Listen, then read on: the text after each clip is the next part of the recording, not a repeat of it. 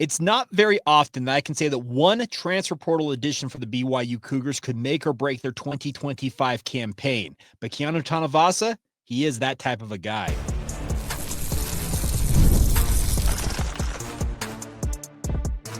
You are Locked On Cougars, your daily podcast on the BYU Cougars. Part of the Locked On Podcast Network, your team every day. What's up, everybody? I'm Jake Hatch, your host here on Locked On Cougars, resident BYU insider. Thank you for making Locked On Cougars your first view and or listen of the day. And as always, thank you to all of you who are everydayers with us right here on your original daily podcast focused on the BYU Cougars. Let's dive right in on today's show. And the big news yesterday, BYU pulled it off. Keanu Tanuvasa is signed, sealed, and delivered. He will be a BYU Cougar. He is switching sides in the rivalry. He is going to wear blue instead of red. And I, for one, am ecstatic that BYU came through in the end and won this young man's signature.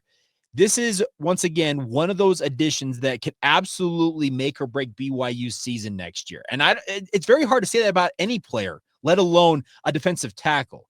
But I'm telling you, the prowess, the ability, the athleticism, everything that Keanu Tanuvasa shows on tape and what he showed during his time at Utah screams to me that he is going to be a day one starter for the BYU football program. And more importantly, he is going to instantaneously make BYU's defensive line that much better, thereby making BYU's defense under Jay Hill's direction that much better, thereby helping BYU be even more stingy than they were this season on defense. That's why I believe that this addition is the make or break type addition via the transfer portal, that oftentimes you look at transfer portal kind of as a sum total of what you added via the portal and see what it can do for a program. And I think BYU has been very good about bringing in a number of high-level players who I think will contribute all over the field. But I think that what Keanu Tanuvasa shows is exactly what Jay Hill and the BYU defense, Sione Pujas, the defensive tackles coach, they have been just searching for. And to get him to flip sides of the rivalry, travel 40 miles south, and to play for the Cougars, which is the best part about this, he's got 2 years of eligibility remaining if he wants to use it. He could have a major impact and be an outright star for the BYU football program. Now, as you might imagine, if you were on social media yesterday, you saw all kinds of hot takes and downright hateful comments directed at Keanu Tanuvasa and his family, mainly coming from one fan base that resides 40 miles to the north of us, University of Utah. Keanu, I think, understood everything that was going to come upon him if he were to pick BYU, and he still went and did it. His dad, Sean, put it out on social media. The bags, the reported offers from the SEC were much higher than what BYU offered. And I will back that up. I talk with people at BYU. I don't care what any message board says about my quote unquote sources. I trust them implicitly. There were offers in the SEC that BYU simply couldn't match. And BYU essentially would have told Keanu, we don't blame you for taking that financial offer. We don't blame you for going there. Like, they would have said, hey, we gave it our best effort, but we respect your wishes and best of luck to you in the SEC. That screams to me that it's more than just money what Keanu Tanuvasa was looking for at BYU. He wanted to come to a program, it appears, that is on the up and up. This is a kid, remember, he was a freshman All-American just a season ago for Utah, 2 seasons ago, two seasons ago now, in 2023, after he started all 13 games, was a breakout star, and was a man amongst boys, even though he was very young relative to his eligibility. Now, he has served a mission for the Church of Jesus Christ of Latter-day Saints, a very active member by all accounts, the whole thing there. But I look at what he offers to this BYU football program, and more importantly, what BYU football can offer to him. I think it's a match that's tailor-made for one another. This is a kid who's going to come in and start right away. He played just 7 games this past year. He was an all-honorable mention, all Big 12 honoree, despite playing just essentially half of the games this year for Utah, while he dealt with numerous injuries. I have had sparse interactions with him. He did a podcast with my radio station, the KSL Sports Zone, for KSLSports.com with our Utes insider, Steve Bartle. And I'd have infrequent conversations with Keanu Tanuvasa. And I'll just say this. That young man battled through some pretty incredible injuries this year that would have had other guys sitting out to get back on the field. He was the heart and soul of that Utah defensive line. And I know that they have guys like Junior Tafuna who are going to make millions of dollars playing in the NFL. Keanu Tanuvasa embodied everything about what Utah has done with their defensive line and the prowess it shows. And if you're a Cougar fan, be ecstatic because he's bringing a piece of that to Provo, Utah. And I think he is going to be an absolute rock for BYU to build around. I think his ability combined with the addition of Nisi Purcell, guys like Joshua Singh, John Talmoya Payao, BYU's defensive tackle group suddenly looks a whole lot stronger than it did just a week ago. BYU is going to have a ferocious defensive line next year. And that doesn't mean anything negative about this year's defensive line because I got to give massive credit to Tyler Batty, Isaiah Banya, John Nelson, Blake Mangelson. Those four in particular, they gave quite a bit of bite to the BYU defense, even though I think that this unit coming up with the additions BYU's made, the development, they'll continue to hone the craft of the young players. I think BYU's defensive line next year is going to be really special. And Keanu Tanuvasa will be that bedrock, that cornerstone that you build around here for BYU's defense.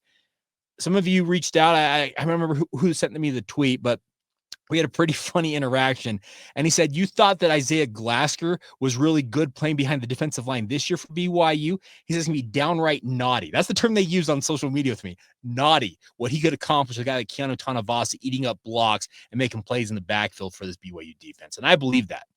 Him, Harrison Taggart, if Jack Kelly ultimately decides to stick around, they are going to benefit from one of the better interior defensive linemen they will literally ever play around, I think, in Keanu Tanuvasa. They will benefit from him.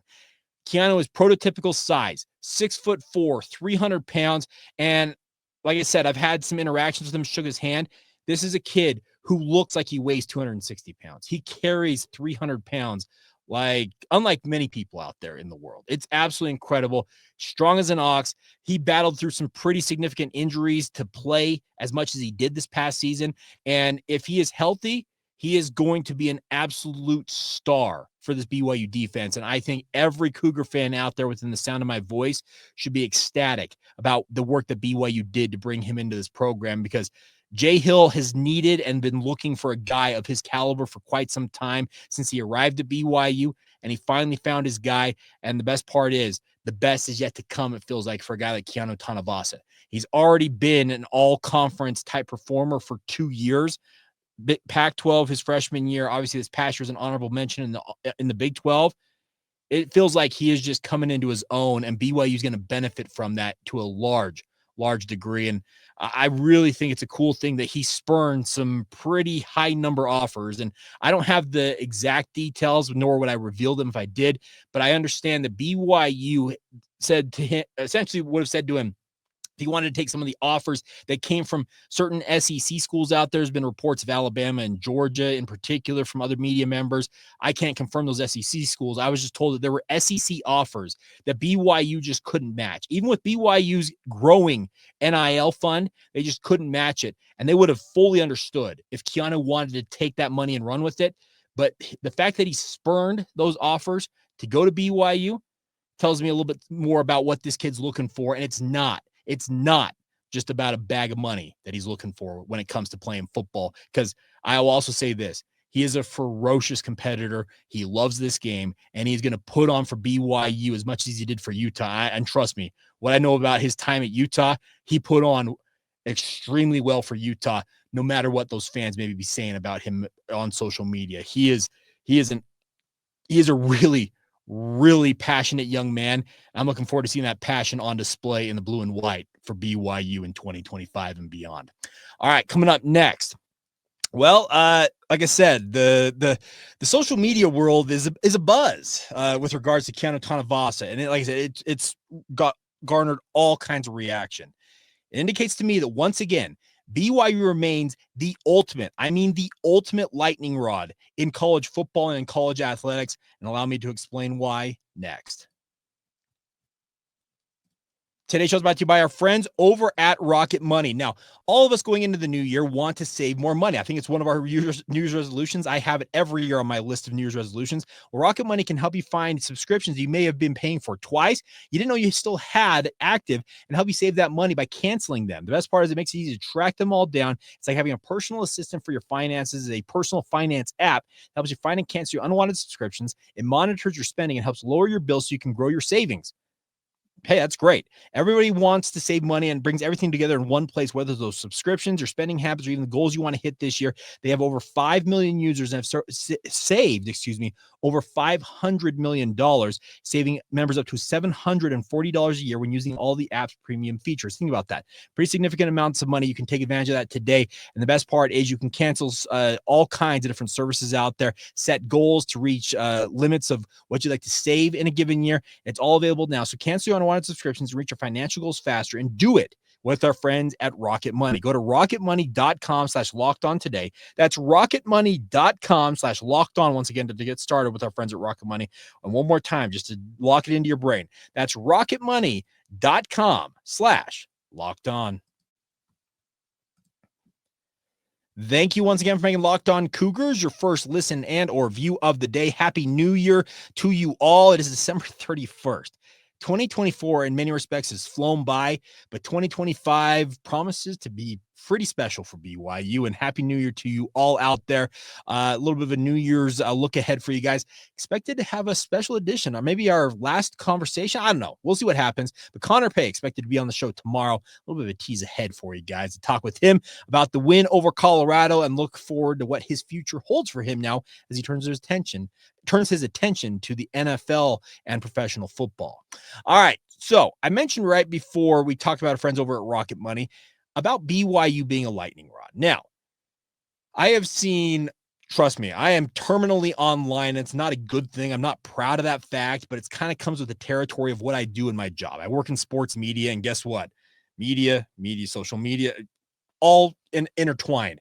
So I saw thousands of reactions yesterday, good, bad, and indifferent regarding Keanu Tanuvasa, but then the conversation obviously tilts towards BYU. There are certain fans out there at Utah and even other fan bases that would love nothing more than to the whole adage I like to think about when I think about BYU and the way that they approach it is BYU's damned if they do and damned if they don't. And what do I mean by that? Well, it means that BYU for years, and I've talked about this on the podcast, it drove me nuts. They were proud about doing more with less. Speaking of money, I have talked about my belief that they should do more with more. And I am thankful BYU is doing more with more all of a sudden. They are investing at an astronomical clip relative to what they have done for years. So what drives me nuts with certain fan bases is that, oh yeah, BYU is a quote poverty program. That's what we heard for so long about BYU. They're a poverty program. They want to invest. They want to be special, but they don't want to put the money behind what they need to do to be the special program they want to be. And then all of a sudden, BYU, when it's on the up and up, when you can't be having those bagmen out there that are literally dropping bags of cash on the front porch or in a trash can for athletes. When NIL becomes above board, it becomes legal, and BYU says, okay, now that it's part of the game, we're in it to win it. They're going to get screwed on that side of things. Pick a side of the fence, y'all. But that's the thing about this. BYU remains one of the ultimate, maybe the ultimate lightning rod when it comes to everything that college sports is all about these days. It's a professional sport. It's been that way in college football and college basketball for quite some time. But once again, now that we have out and out free agency with the transfer portal, we got NIL where you can offer guys literally millions of dollars to come play for your program. And BYU says, okay, if it's part of the game, we're going to get into the game. We're going to compete favorably. And then you're going to tell BYU, no. Come on now. Get over it. My good friends over at Locked On Utes yesterday were pretty pointed in their criticism or levying, what am I trying to say? They levied accusations about how BYU operates in the transfer portal. You know what? Everybody has their angle. So I'm not going to try and push back on what JT or Alex Markham said on that podcast because it's going to come off as a you-know-what measuring contest. The biggest thing to take away from this right now with regards to BYU is BYU has a lot of highly motivated boosters, and they're playing by the rules, and people can't stand the fact that they're doing that.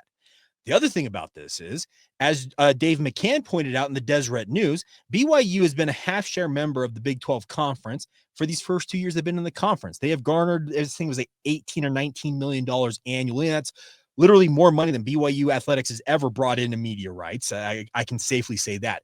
But guess what happens next year? Well, suddenly you become a full share member. Remember that whole thing about Utah fans saying, hey, we're a full share member? You can no longer hold that over BYU's head. It is over. It is done with. And with the increase in media rights beginning in 2025, yeah, the estimates are $45 to $50 million coming into the coffers of BYU. Now, they'll have to carve out a $20 million nest egg there, obviously, as part of revenue sharing that's coming into effect next year. They're going to have to deal with expanded rosters across different sports. They have to deal with a roster cut down in football. But let's just suffice it to say that BYU, they are in the game and they're here to stay. And if that's going to drive certain fan bases nuts, good on you. Because guess what? BYU has got a lot of money, and I mean a lot of highly motivated boosters who are more than willing to sign checks. And it's not just a certain owner of a couple of pro franchise, three pro franchises locally. It's not just him. They have a list of people that they can turn to and say, hey, are you interested in investing in this? Are you interested in maybe sponsoring an athlete here with regards to NIL? They have resources that other fan bases are just utterly beside themselves about. And for good reason, because guess what? When you see your team proverbially falling behind your hated rival that you had a decade head start over in the Power 5 ranks, and oh, by the way, BYU just won 11 games in their second year as a Power 5 member. How did things go year 2 for Utah in the Power 5? Oh, wait, that was 5-7. Oh, and they went 5-7 again in year 3. Okay. The biggest thing with BYU is they have always played by the rules. Now that the rules allow for you to spend millions of dollars to get into the game, BYU's in it to win it. And once again, they're damned if they do, but they're also damned if they don't. You can't win with certain fan bases because they will just continue to chronically hate on you. But I can appreciate the fact that BYU has played by the rules and they are going out there, and it's going to drive people nuts because BYU has this perception of being better than everybody. BYU is no different than anybody else in college football. What do they want to do in football? They want to compete for national championships, like literally every other program out there in the world. Yes, it just so happens to be a church-sponsored university, which is sponsored by the Church of Jesus Christ of Latter-day Saints. So be it. But the ambition, the whole goal for BYU football, I think it's the same thing for BYU men's basketball with Kevin Young, is to go out there, win at a high level, and more importantly, compete for championships. And if it takes their financial resources to do that, well, by golly, BYU's putting the money where their mouth is. And I, for one, amen, hallelujah, do it. Pay the money, because guess what? It's going to come back to you in spades. What BYU did to Colorado this past Saturday night on national television is going to have them being talked about for months to come. And that equals revenue, massive amounts of revenue, whether it's NIL checks, whether it's mom and pa type donors wanting to donate to BYU athletics, or if it's just simply interest that turns its eyeballs to BYU more fully. All of it is good stuff, and BYU can benefit from it. And as they continue to grow and compete at a national level, especially the Power 4 level, and let's say, heaven forbid, they accomplish what they didn't accomplish this year, make the college football playoff next year, more and more resources are going to be allocated to help BYU ultimately achieve their goals. And if you're a Cougar fan, it's a very, very exciting proposition to consider that very thing. All right, we'll finish up today's show with a little basketball. BYU opens Big 12 play today. What do they need to do to beat Arizona State? Well, according to John Rossi and according to Kevin Young, they'll have two major pieces back in the lineup, barring something unforeseen. That should be a major, major boost to BYU's chances of going 1-0 in the Big 12 opener. We'll talk about that next, right here on Locked On Cougars.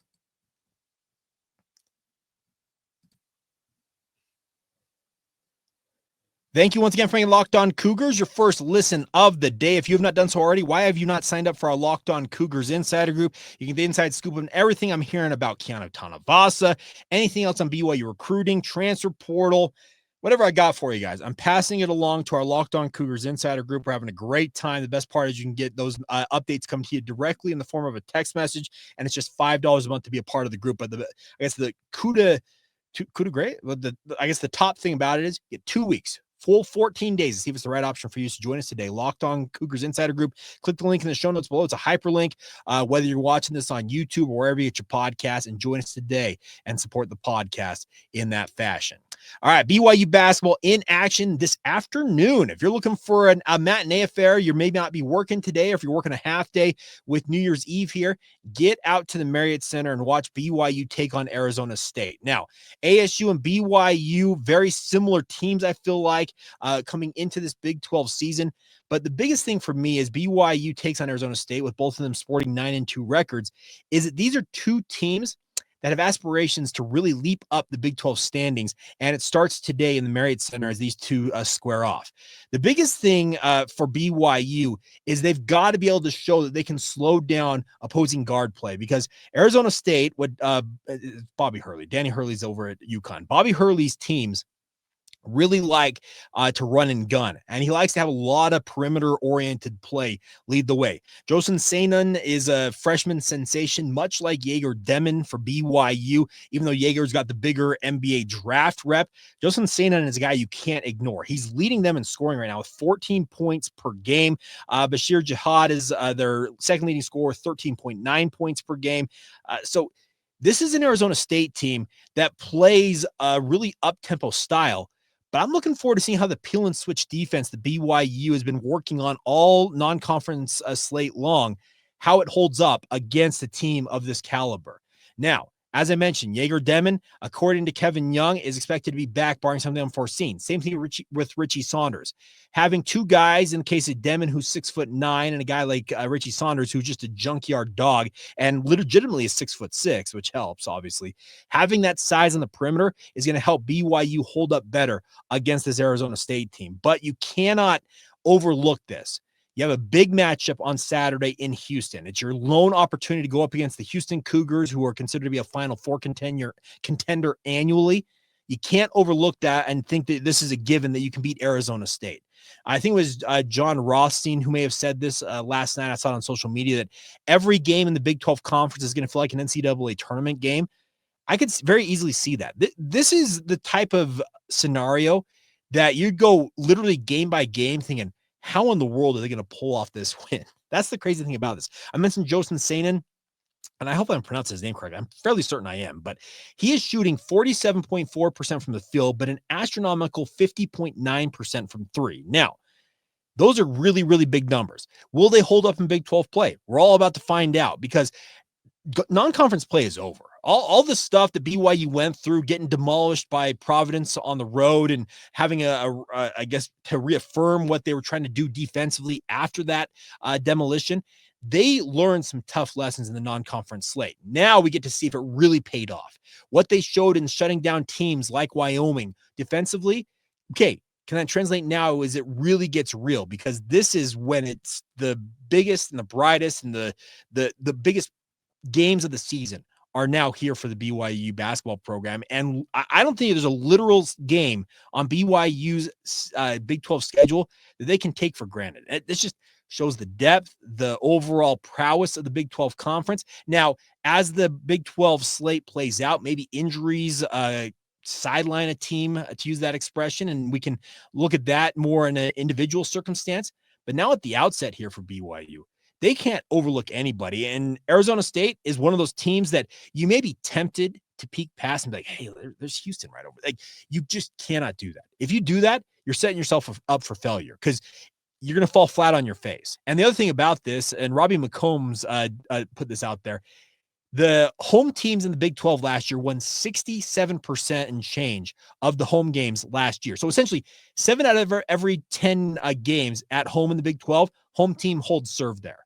you've got to handle your business in the Marriott Center. If BYU has aspirations of making the NCAA tournament, they have aspirations of being one of the Big 12 contenders who emerges from the middle of the pack and really challenges the top dogs in the conference, because currently have 6 teams ranked in the Big 12 in the top 25 polls, and BYU would like to be one of those who is ranked. It's going to take work, and you got to handle your business. Arizona State, like I said, I see in many respects kind of mirror images of BYU in their lineups, speaking of these two, because 2-star freshman guards kind of leading the way for these programs. Not necessarily elite size on either side, because I think the tallest guy, okay, they do have a 7-footer, Sean Phillips Jr. for Arizona State, but I don't even know if he plays that much. Like, the thing about it is I look at this and I'm like, okay, most of their contributors, similar size. Yeah, Bashir Jihad, who I just mentioned, their second leading scorer, he's 6'9", 239 pounds. So he's got good size, but he's equal size to what BYU has in Keba Keita. So everything here for BYU screams to me that they should be in a good circumstance here to go 1-0, but handle your business. Focus on the here and now. And I'm sure that this is stuff that Kevin Young is preaching at his guys ad nauseum. But the biggest thing is, it's human nature. When you have a bigger opponent out there just on the horizon, you're like, hey, I'm going to take – no, don't take a quick look at Houston. Focus on Arizona State, beat the Sun Devils, and then you've got Wednesday, Thursday, Friday to get ready for that matchup in Houston on Saturday. I'm looking forward to seeing how this game goes. I will be out there at the Marriott Center. If you guys know where Media Row is at, come find me, come say hello. I always appreciate interacting with you out there in the quote-unquote wild when it comes to meeting up with fans of the show, but more importantly, just meeting Cougar fans. I'm a people person. My wife, it drives her nuts. I love just talking to people. So if you get a chance, I've had a couple people say, hey, I didn't want to introduce myself. Please stop me. I will never hesitate to stop and chat just for a minute with you guys. I always appreciate the interaction. So looking forward to this game, looking forward to seeing what BYU can show in game 1 here in the Big 12. But the biggest thing is go 1-0, hold serve at home. And then anything you do on the road, be honest, if you go and beat Houston on the road on Saturday, I don't think people will be necessarily surprised, but they will be like, wow, that just shows what this conference can do. And BYU has aspirations of being a force. I don't think Egor, Demin, Kenan Catchings, Mihailo Bošković, the newcomers to this team, Keba Keita, came to BYU expecting to be a middle-of-the-pack team who's going to be on the bubble of the NCAA tournament all season long. They want to firmly be in the field. They want to make a run at a Big 12 title. Egor Demin has articulated as much. Well, it starts today. You got to go 1-0 against Arizona State, and then we'll take them one by one as we roll through a really, really tough 2.5-month stretch here. I mentioned yesterday on the podcast, there are no bye weeks. There's no byes. It is 2 games a week for the next 2.5 months, and it's going to be an absolute war of attrition across the Big 12 conference, and BYU's got to be ready to bring it every single game if they want to be as good as they believe they can be in their heart of hearts. All right, that is going to do it for this edition of Locked On Cougars. Appreciate all of your interaction, all your support. The podcast numbers this past week, obviously off a win for BYU football, have been astronomical. So a credit to you out there in Cougar Nation. Thank you so much for your support. Happy New Year once again to you all. I hope you have some fantastic resolutions. I will probably be sharing some in the coming days as well of what I hope to accomplish in 2025 with this podcast. Maybe I can do a little bit of a recap of how 2024 went for us once I have the full numbers there as well. But as always, thank you for making Locked On Cougars your first listen of the day. And as always, once again, thank you for being everydayers right here on the Locked On Cougars podcast.